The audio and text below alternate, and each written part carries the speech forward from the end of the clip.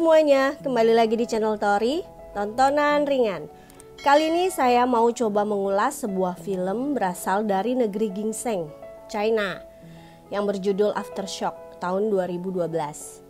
Aftershock adalah sebuah disaster movie Cina berdasarkan kisah nyata, menceritakan tentang tragedi gempa bumi yang pernah terjadi di Cina, yaitu tragedi gempa bumi Tangshan pada tanggal 28 Juli 1976.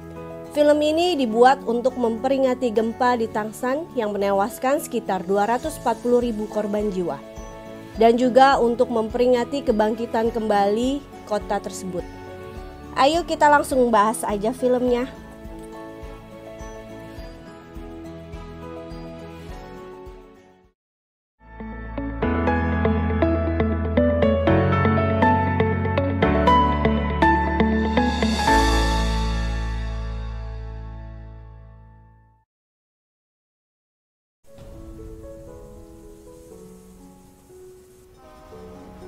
Fang Deng, perempuan, dan Fang Da, laki-laki, merupakan anak kembar pasangan Yuan Ni Da Qiang. Mereka keluarga miskin yang bahagia. Sang ayah hanya bekerja sebagai supir truk. Di tengah cuaca panas kota Tangshan, anak kembar itu menyambut gembira ketika sang ayah datang membawa kipas angin di apartemen kecil mereka.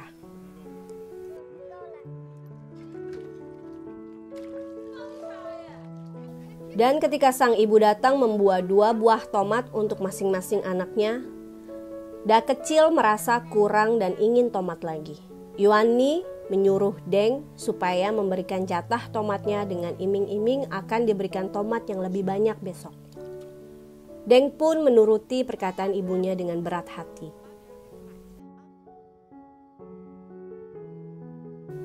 Malam harinya di saat Fang Deng dan Fang Da sedang tidur di kamar mereka, sementara Yuan Ni dan Da Qiang sedang berduaan di dalam truk yang diparkir di lapangan seberang apartemen.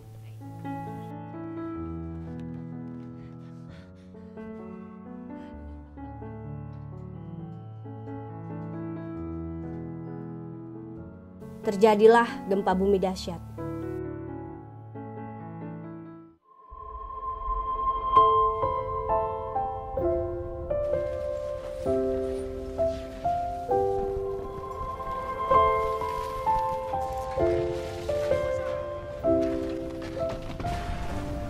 Masih dalam goncangan gempa, orang tua itu langsung berlari panik untuk menyelamatkan anak-anak.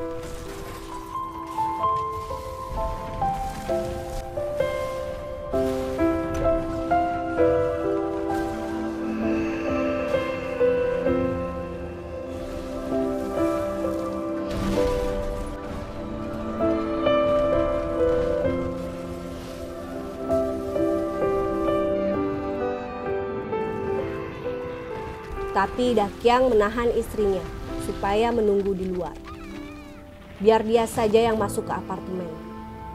Naas, ketika Da Qiang mendekati bangunan itu, dia tertimpa robohan bangunan lain dan meninggal seketika. Da Qiang meninggal di depan mata Yuan Ni.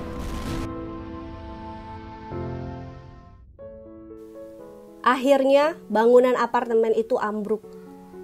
Banyak orang yang ingin menyelamatkan diri tapi tewas tertimpa robohan. Yuan Ni pun nangis, histeris mengingat anak-anaknya masih dalam bangunan itu.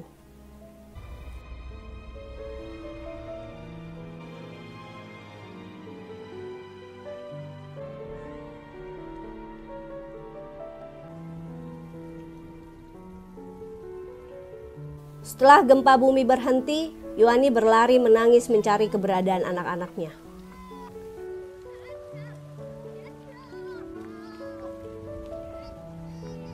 Dia minta bantuan sekelompok warga untuk mengevakuasi Fang Deng dan Fang Da yang tertimbun puing-puing bangunan.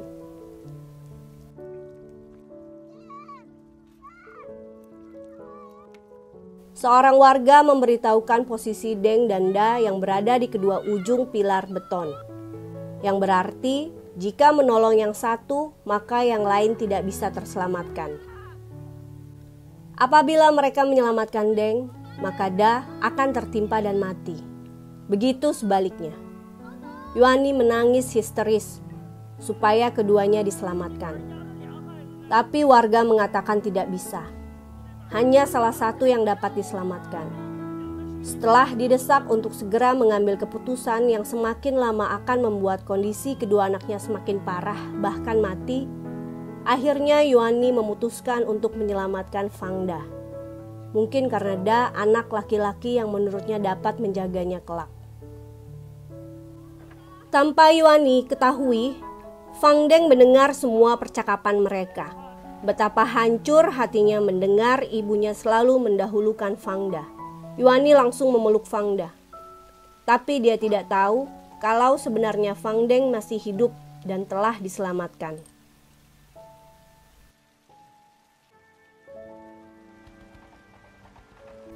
Fang Deng kecil terlihat bingung dengan kondisi lingkungannya yang hancur lebur. Saat itulah ia bertemu Chen Daoming, salah satu prajurit penyelamat.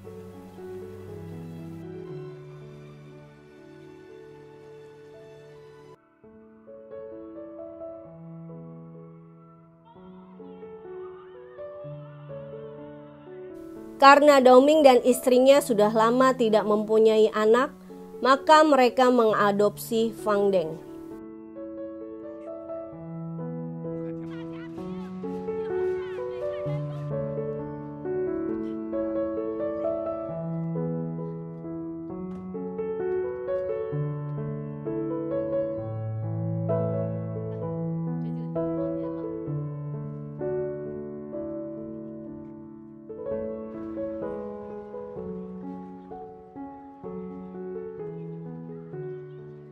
Akibat tertimpa puing-puing bangunan, tangan kiri Fang Da harus diamputasi.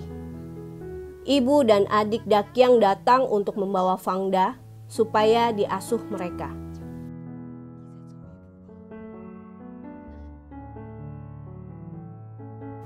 Walaupun berat, Yuani terpaksa setuju.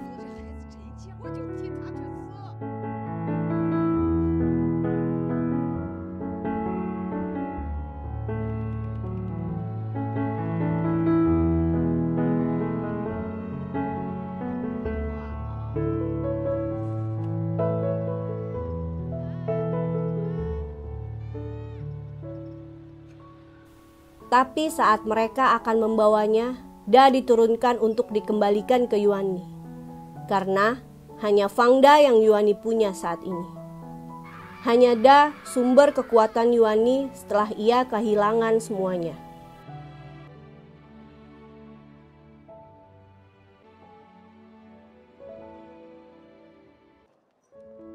Sementara Deng sudah dibawa ke kota lain oleh orang tua angkatnya. Dia menjadi pendiam, murung, dan tidak banyak bicara. Ingatan akan ibunya yang lebih memilih Da terus menjadi mimpi buruknya. Beruntung orang tua angkatnya sangat sabar dan pengertian akan hal itu.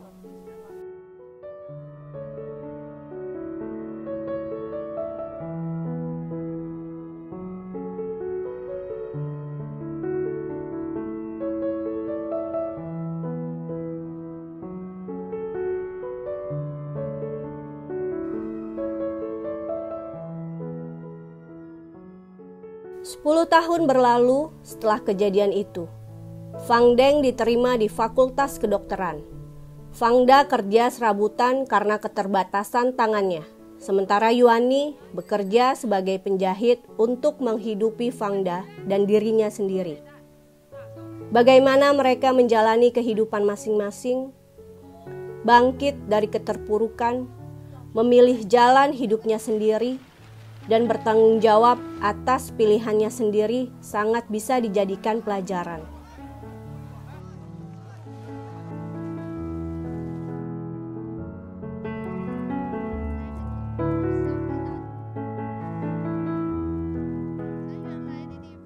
Berawal dari kerja serabutan bahkan dengan keterbatasan tangan Fang Da mampu menjadi seorang pengusaha sukses hingga akhirnya berkeluarga, namun tetap mengutamakan ibunya.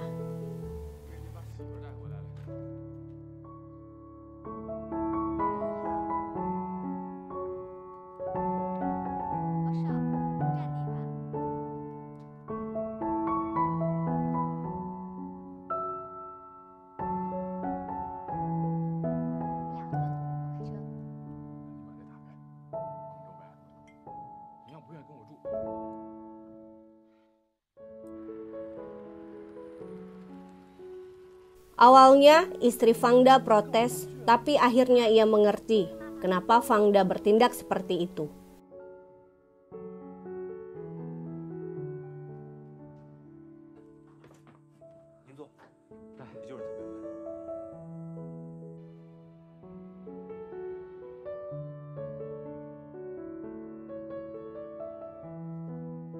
Sedangkan Fang Deng, setelah ibu angkatnya meninggal, ia justru mengecewakan ayah angkatnya karena hamil dengan seniornya dan kabur dari universitas entah kemana. Dia memilih lari untuk mempertanggungjawabkan kesalahannya.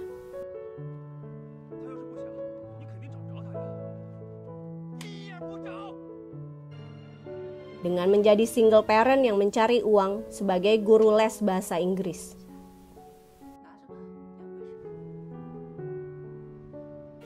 4 tahun kemudian, ia kembali ke ayah angkatnya dan dengan sedih ia menceritakan bahwa ia tidak pernah lupa bagaimana ibu kandungnya dulu menelantarkan dia saat musibah gempa.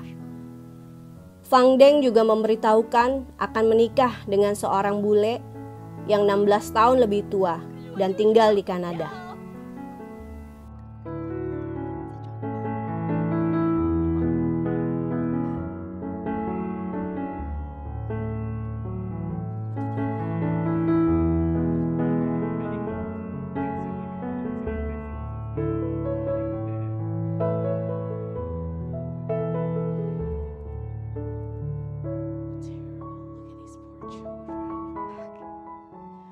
Hingga akhirnya bencana gempa bumi di Sichuan tahun 2008 pula lah yang mempertemukan Fang Deng dan Fangda. Karena pernah menjadi korban gempa, rasa empati membuat mereka jadi sukarelawan di sana dan bertemu kembali setelah 32 tahun berpisah.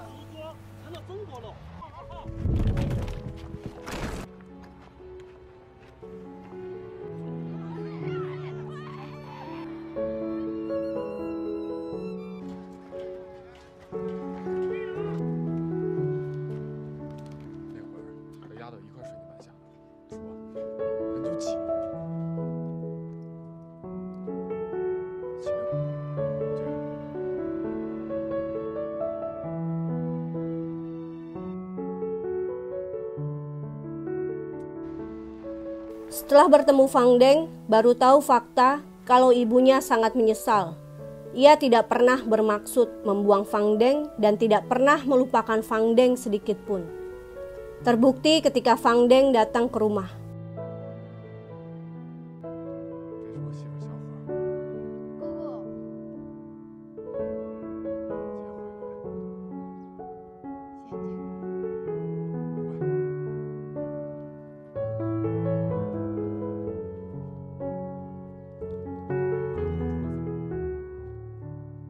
Sang ibu sudah menyiapkan sebaskom penuh tomat untuk Deng.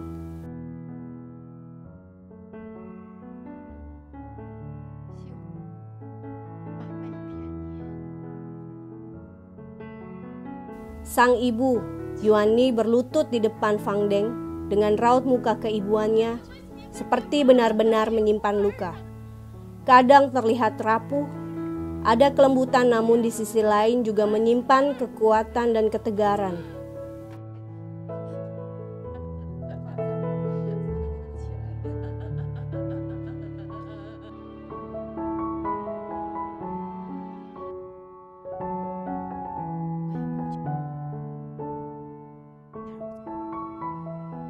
Dan dari dulu setiap membeli peralatan sekolah, buku, tas, sepatu, dan seragam Yuani selalu beli 2. Yang satu untuk Fangda, satunya lagi ia simpan di kotak samping kuburan Fang Deng.